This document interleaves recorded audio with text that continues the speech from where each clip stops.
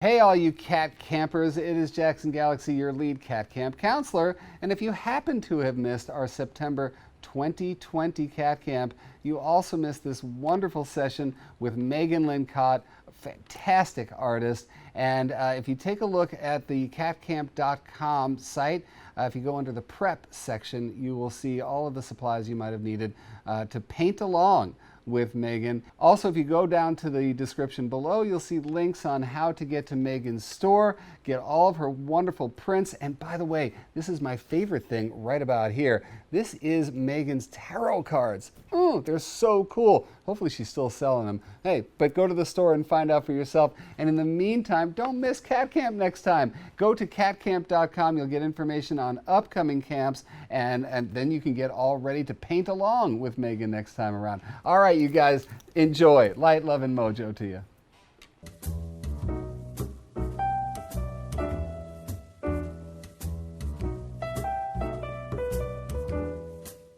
Hi, I'm Lynn Knott, watercolor illustrator of cats and other creatures. Welcome to the joy of painting your cat, in collaboration with Jackson Galaxy's Cat Camp.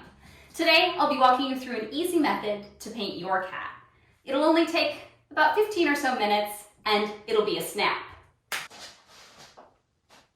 Well, that feels right, don't it? Now let's get started painting some happy little cats.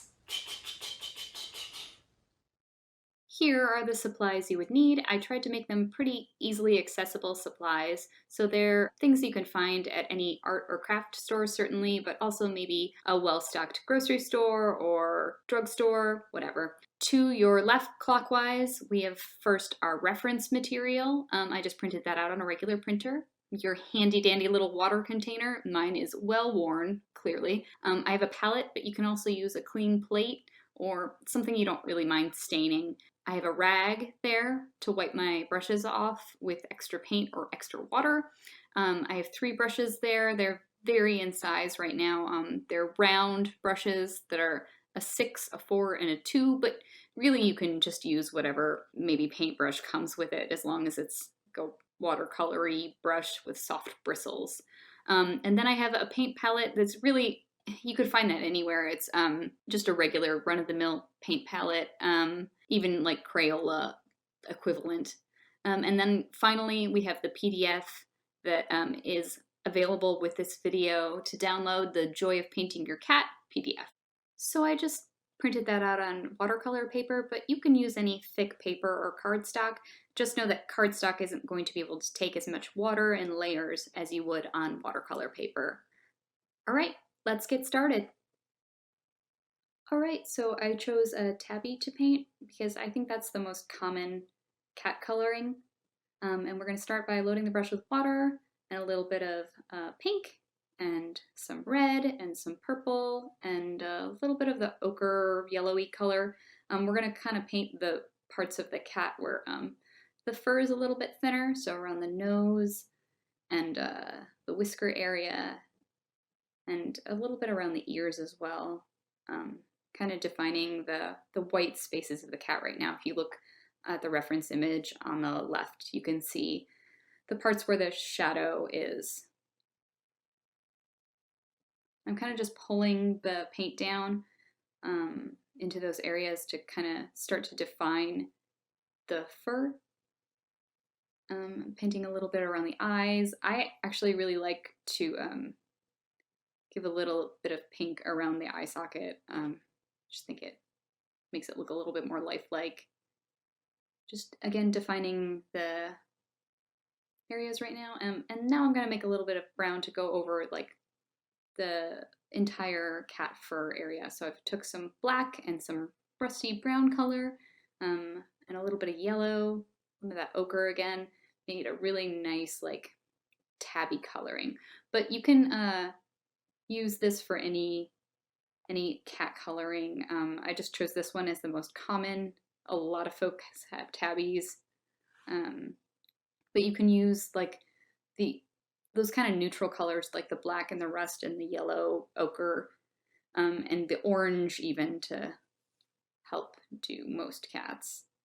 Kind of just blocking in the largest sections of tabby coloration, so it's not going to define the lines too much right now, maybe a little bit around the classic tabby M, but I'm just going to kind of play it loose right now and try to block in a lot of color. I love that like classic tabby M line that's on their faces. It's so cute. Again, pulling the brush in little strokes to kind of get a little bit of fur texture, and following the lines that are both in the reference image and also in the template that I gave you. Taking a little bit of water and diluting that color a little bit so we can help define the shadow.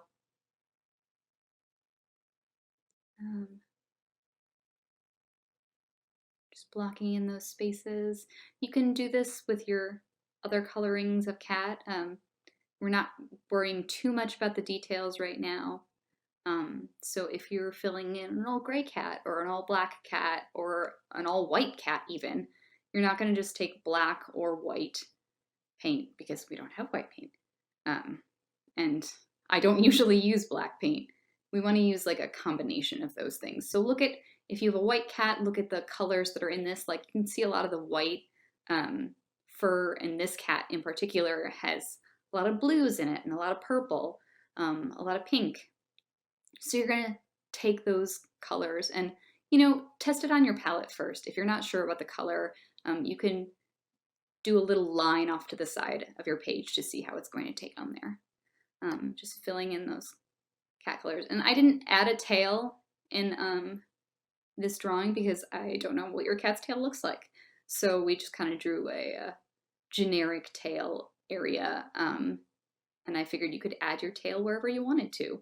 And I'm just adding it there on the side because this cat has its tail curled around its feet. I'm gonna do a little bit more of the nose and ears right now. So I took a little bit of pink and a little bit of red and adding that rust again. I really like a rusty brown and that ochre color. I feel like those are kind of the main colors I'll use, even in whatever color of cat. Just putting in spaces where the fur is thin, in the ears, and around the mouth.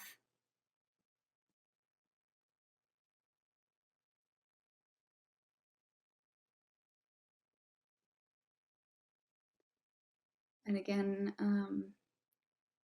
not really going to start to do too many details yet. And I also like, it's kind of a little bit of a personal painting thing that I do with cats is that I put a little bit of pink right around the feet too. Even if it's a black cat. And maybe your cat licks its belly a bunch, we'll put a little bit of pink there too, just because you've got that really fluffy downy fur down there. And I also, like I said before, put a little bit of pink right around the eye socket, just because it's like where flesh meets those juicy bits. Kind of gross. But just putting a little bit around the eyes as well makes it look more lifelike. And I'm going to start doing the color of the eye, and these two greens are super bright. It's like a teal and a lime green, so I added a little bit of that ochre too. You can add a little bit of yellow and a little bit of brown in there to help give it more lifelike quality and less vibrant and in your face out of the box. So I'm just doing the top, just under the top lid right now, because that will be where the darkest part of the cat is, the cat's eye is. We've got a little bit in the bottom corner too that we might add later, but mostly it's in the top.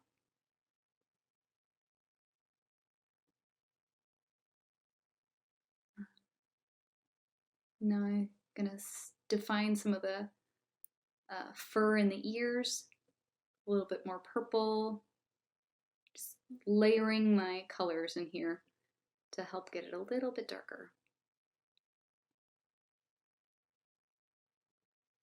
Starting to define the lines of the feet and its cute little white socks. And now I'm going to add a little bit of yellow coloring here and there. The whole kind of right side of this tabby is kind of in a yellow cast. So I'm just kind of giving more and more layers to this as I go. And this is even a quicker way than I would normally do it. Just layering these washes over and over again.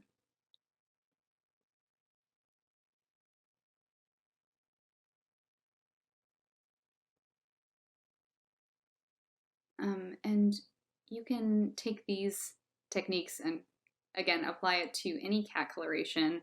The colors you mix are going to be a little bit different. Like if this was an orange cat, I would have added a little bit more orange in there, just adding it to the rust and the yellow that I had already.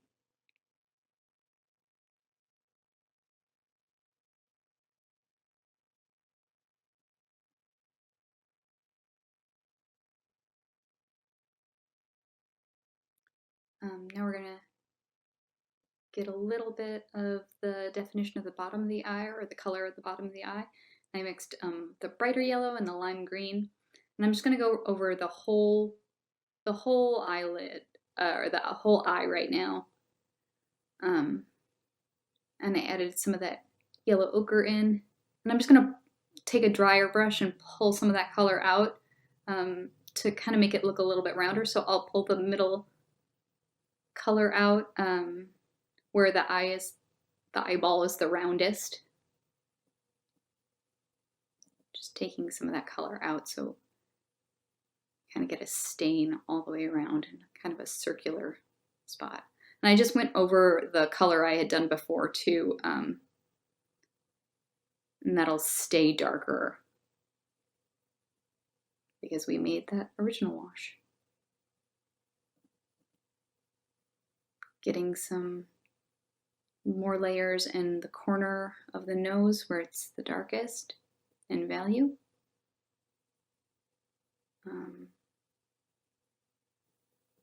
Making some little corners of the mouth, a little bit more layer there.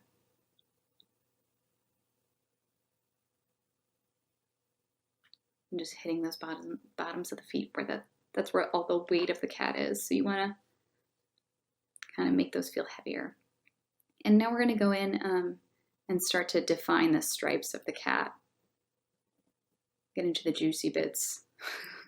So I'm mixing black and brown, that brown rusty color, and some blue in there too.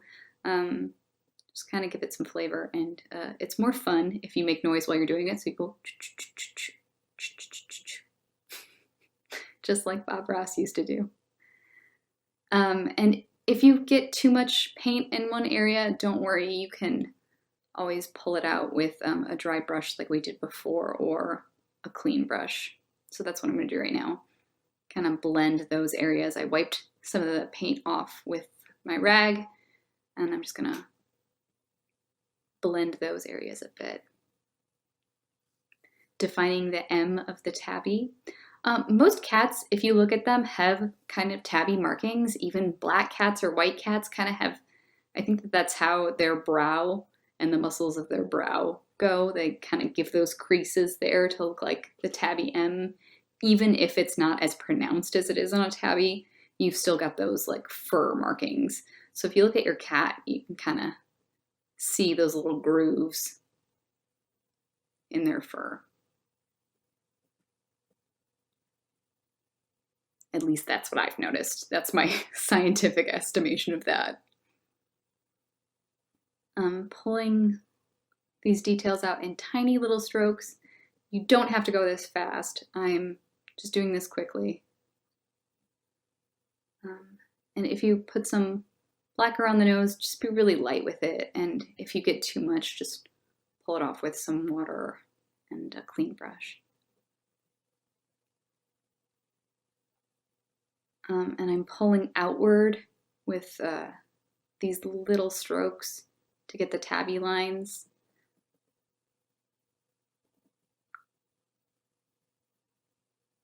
They don't have to be perfect. There are no happy accidents in this. There are no mistakes, only happy accidents. That's what it is. Again, more fun if you make noises while you're doing it with a little getting some more color on there. Just mixing the same colors again. A little bit more blue. I'm going really lightly on these areas. You can always get darker. That's the great part about watercolor, is that you can make your first washes really light to begin with, and then get darker and darker and darker. And your painting isn't, this quick watercolor isn't going to be super dark anyway. Paint lightens as it dries, so it's not going to be a super dark painting to begin with. You're kind of just relying on the beauty of how watercolor dries to give you those nice blooms and areas of color.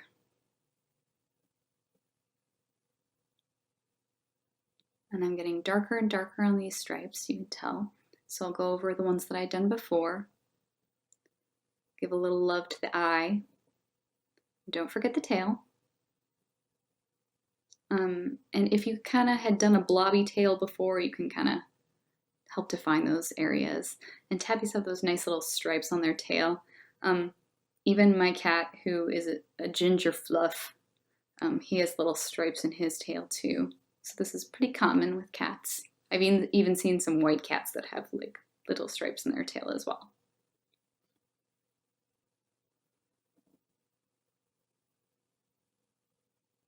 Getting a little bit darker on those stripes. If you get too dark, you can blend it out, take off, start to wash out some of the color in the brush, and then just use what's already on the paper to kind of pull that out with your brush. Defining the eye, go really carefully over these areas because it's really easy to get blobby. And if you screw it up, like I said, no mistakes, only happy accidents. But if you do screw it up and you're not happy with it, that's why I gave you 2 cats on 1 sheet of paper. So you just start over and start the video at the beginning. And now I'm utilizing those washes that I had made originally to define the stripes. And I'm kind of going over there with some watery versions of that black, brown, blue color to help darken up some of those spaces. It's not going to be as dark as it is on this cat, but... And I'm taking that same gray that I've washed out and even putting it in some of the white spaces. Define that fur and the white tuxedo of this tabby.